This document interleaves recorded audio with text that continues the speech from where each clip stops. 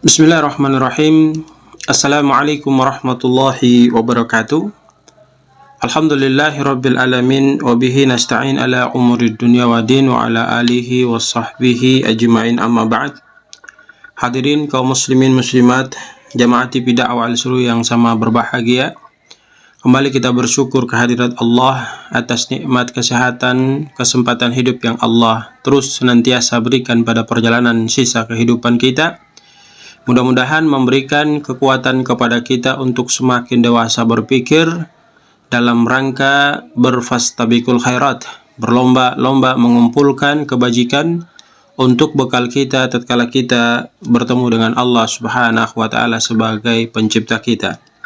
Salawat teriring salam semoga senantiasa tercurah limpahkan kepada junjungan kita Rasulullah Muhammad sallallahu alaihi wasallam, keluarga, sahabat, dan insya Allah sampai kepada kita.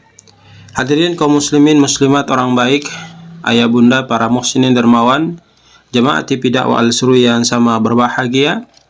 Pada kesempatan yang sangat berbahagia ini, kami ingin mengajak kepada kita semua untuk selalu senantiasa mentadaburi agama Allah Subhanahu wa taala, agar dalam proses pembelajaran agama ini bisa memberikan kekuatan kepada kita agar kita mampu memfilter perjalanan kehidupan kita sehingga kita lebih condong untuk melakukan kebaikan dan mampu meninggalkan keburukan-keburukan yang mendatangkan kesengsaraan hidup pada diri kita tatkala kita kembali menghadap Allah Subhanahu wa taala.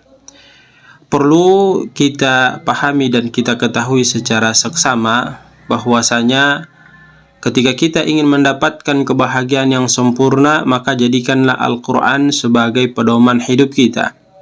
Segala aspek kehidupan kita semua telah diatur dan diprogram oleh Al-Quran.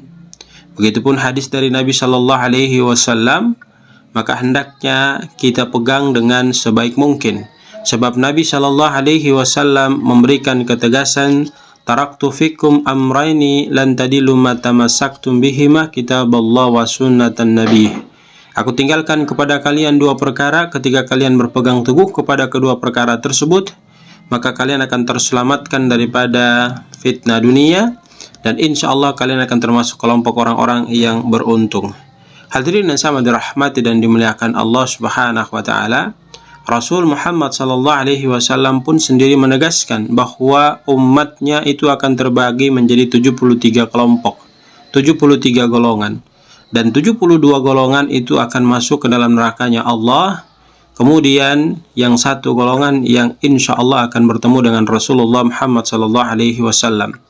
Ini memberikan teguran keras kepada diri kita untuk bisa mempelajari agama kita dengan sebaik mungkin, agar apa yang disampaikan Rasul Shallallahu Alaihi Wasallam melalui hadis yang baru saja kita dengarkan terkait dengan Quran dan Sunnah harus kita pahami dengan baik sehingga kita termasuk dalam kelompok golongan yang ridha dan dirahmati oleh Allah Subhanahu Wa Taala. Kesempatan ini insya Allah kita akan memberikan pengetahuan kepada kita semua terkait dengan kitab yang harus kita jadikan sebagai rujukan kita dalam pedoman kehidupan kita, yakni Al-Quran. Sebab Al-Quran ini tidak ada keraguan di dalamnya, petunjuk bagi kita yang ingin mendapatkan keselamatan dan ingin mendapatkan kebahagiaan hidup kelak di akhirat nanti. Allah Subhanahu wa taala menegaskan, "Dzalikal kitabu la raiba fihi hudal lil muttaqin." Kitab Al-Quran, kata Allah Subhanahu wa taala, tidak ada keraguan di dalamnya, hudan sebagai petunjuk lil muttaqin, bagi orang-orang yang bertakwa. Alladzina yu'minuna bil ghaibi wa yuqimuna sholata wa mimma razaqnahum yunfikun. Siapa termasuk dalam kategori orang-orang yang bertakwa? Yang pertama dijelaskan oleh Allah Subhanahu wa taala, alladzina yu'minuna bil ghaib. Mereka yang beriman kepada hal-hal yang gaib, yang tadinya mereka tidak lihat tetapi mereka yakin bahwa hal tersebut ada. Siksa kubur ada, akhirat pun ada, surga neraka pun ada, dan insya Allah semua itu mereka yakini karena keyakinan yang mereka pegang berdasarkan apa yang diperintahkan Allah dan Rasulnya untuk mereka yakini. Kemudian wa yuqimunas shalah. Setelah mereka beriman kepada yang gaib, mereka pun mendirikan salat. Kemudian wa mimma razaqnahum yunfikun. Ciri yang ketiga orang yang bertakwa yaitu mereka yang apabila diberikan rizki oleh Allah Subhanahu wa taala, mereka menginfakkan hartanya di jalan Allah Subhanahu wa taala. Walladzina yu'minuna bima undila ilaik. Kemudian mereka yang beriman kepada kitab yang diturunkan kepada Rasulullah Muhammad sallallahu alaihi wasallam, yakni Al-Qur'an. Kemudian wa ma undila min qabl. Mereka juga beriman kepada kitab-kitab yang diturunkan sebelum Rasulullah Muhammad sallallahu alaihi wasallam. Ini ciri-ciri orang yang bertakwa, ya, yaitu Zabur, Taurat dan Injil. Wabil akhirati hum yuqinun. Kemudian kepada hari akhir mereka percaya, yakin bahwa nanti kelak di akhirat akan ada hari penghisapan. Ulaika ala hudam min rabbihim. Mereka itulah orang-orang yang diberikan petunjuk dari Tuhan mereka. Wa ulaika humul muflihun. Kemudian mereka mendapatkan keberuntungan. Coba kita perhatikan firman Allah Subhanahu wa taala Quran surat Al-Baqarah ayat 1 sampai 5 ini.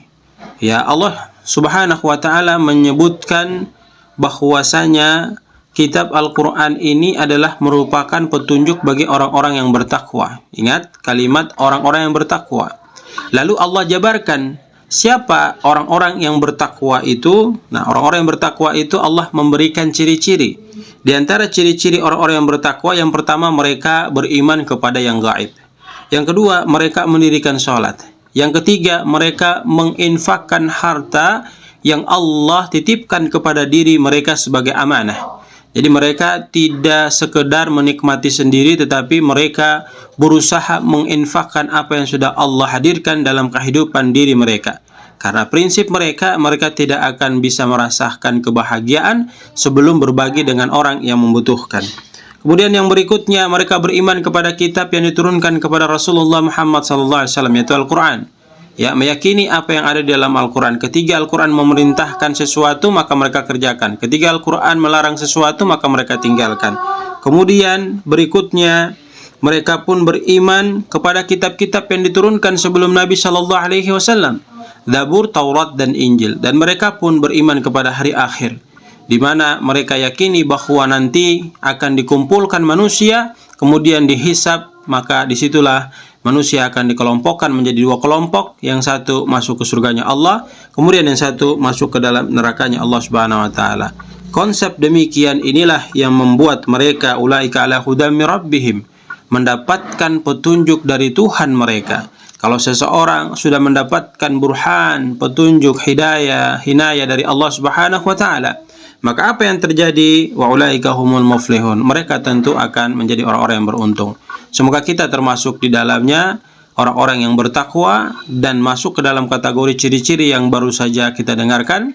Dan semoga Allah memberikan kekuatan kepada kita untuk mampu menjadi orang-orang yang bertakwa dan mengaplikasikan ciri-ciri yang telah kita dengarkan secara seksama. Barakallahu fikum, jazakumullahu khairan. Subhanakallahumma wa bihamdika nashhadu an la ilaha illa anta nastaghfiruka wa natubu ilaik. Billahi taufiq wal hidayah. Assalamualaikum warahmatullahi wabarakatuh.